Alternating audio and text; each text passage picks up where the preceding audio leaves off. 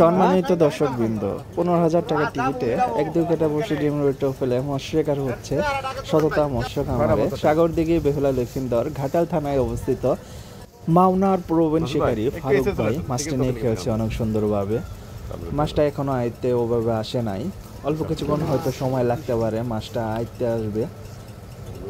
Catching ম্যানও কিন্তু অনেক দক্ষতার সাথে ক্যাচিং করে। আমরা অনেক ভিডিওতে আমরা দেখেছি ফারুক ভাইয়ের যে পরিমাণ মাছ আজকে হিট করতেছে, এতে বোঝা যাচ্ছে আজকে ফারুক ভাই প্রথম স্থান অর্জনকারী হতে যাচ্ছে। কারণ এখানে কোনো টিকিটেই কোনো প্রতিযোগিতায় বা কোনো পুরস্কার নেই, তবুও যারা মাছ বেশি ধরবে তাদেরকে অসংখ্য ধন্যবাদ জানানো হয় পুকুরের পক্ষ থেকে।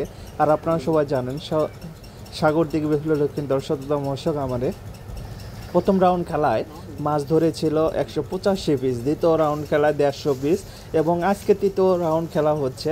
সন্ধ্যা 5টা বেজে গেছে, এই মুহূর্তে আমরা গণনায় দেখতে পারলাম 128 পিস মাছ উঠেছে। তবে আজকে ফারুক ভাইয়ের বসিতে দুর্দান্ত একটি রুই মাছ আমরা দেখতে পারতেছি।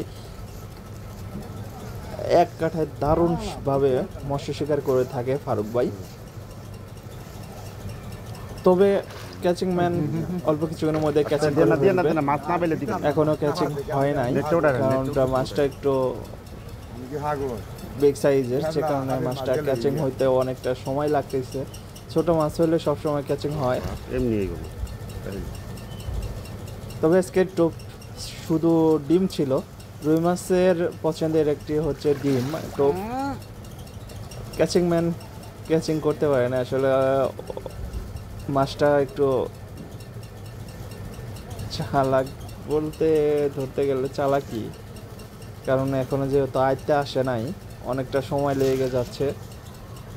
তবে যারা এই RS ফিশিং ফেসবুক পেজের সাথে আছেন অবশ্যই ভিডিওটা শেয়ার করে দেবেন। আর ডিসক্রিপশনে আরিফ ভাই নাম্বার দেওয়া থাকবে, তার সাথে কথা বললে টিকিটটা ক্রয় করতে পারেন। এখানে যদি মৎস্য শিকার করতে চান করতে পারেন, কারণ এখানে যারা মৎস্য শিকার করে অধিকাংশই ময়মনসিংহ জেলা। তবে এখন আর সময় বেশি লাগবে না, কারণ মাছটা আয়ত্তে চলে আসছে। তবে যাই হোক, সবাই আমাদের ভিডিওতে যারা যুক্ত আছেন RS ফিশিং ইউটিউব চ্যানেলে অবশ্যই সাবস্ক্রাইব করে মাছটাকে এবার সুন্দরভাবে ক্যাচিং করার জন্য। অনেক বড় তো শিকারি ভাইয়ের নাম জানো কি? রুই তো মনে হয় না, কাতল। ফারুক ভাই কোথেকে আসছে? রুই মাওনা। সাইজের কথা কইছি, সাইজটা মাশাআল্লাহ কাতল মাছ। একটু নিচে রাখেন ভাইয়া।